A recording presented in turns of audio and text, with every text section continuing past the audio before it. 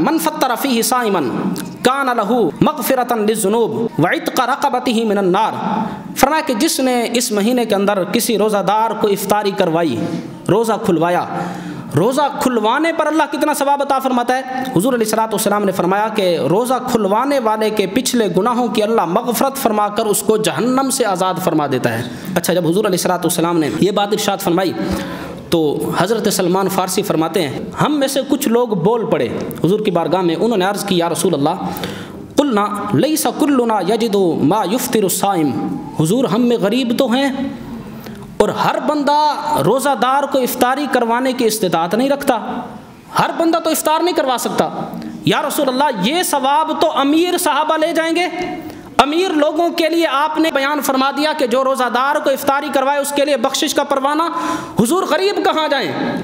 جب غریب بول پڑے کہ ہر بندہ استطاعت نہیں رکھتا کہ لوگوں کو افطاریاں کراتا رہے، یا رسول اللہ ہم کہاں جائیں گے؟ تو جب غریبوں نے حضور کی بارگاہ میں یہ درخواست کی تو سنو پھر ہمارے غریب نواز نبی نے کیا فرمایا۔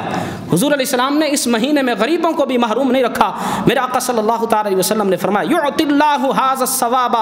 من فطر صائما علی مزقۃ لبن او تمرۃ او شربۃ من ماء، میرے آقا نے فرمایا کہ یہ ثواب جو میں نے بیان کیا ہے اللہ اس بندے کو بھی عطا فرمائے گا جو روزہ دار کو دودھ کا ایک گھونٹ پلا دے یا کھجور کا ایک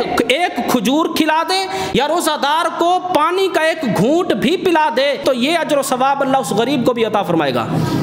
یعنی روزہ افطار کروانے والا چاہے امیر نہیں ہے، خالص نیت کے ساتھ ایک کھجور کا دانہ ہی کسی روزہ دار کو کھلا دیتا ہے تو حضور صلی اللہ تعالی علیہ وسلم نے فرمایا یہ سارا اجر و ثواب اللہ تبارک و تعالی اس غریب کو بھی عطا فرمائے گا۔ لیکن جو پوری افطاری کروائے، پیٹ بھر کر سیر کرا کر کسی غریب کو افطاری کروا دے، اس کا تو اجر و ثواب زیادہ ہے۔ اس کو پھر میرے آقا نے دوبارہ بیان فرمایا، حضور صلی اللہ تعالی علیہ وسلم نے آگے پھر ارشاد فرمایا کہ من اشبع صائما سقاہ اللہ من حوضی شربتا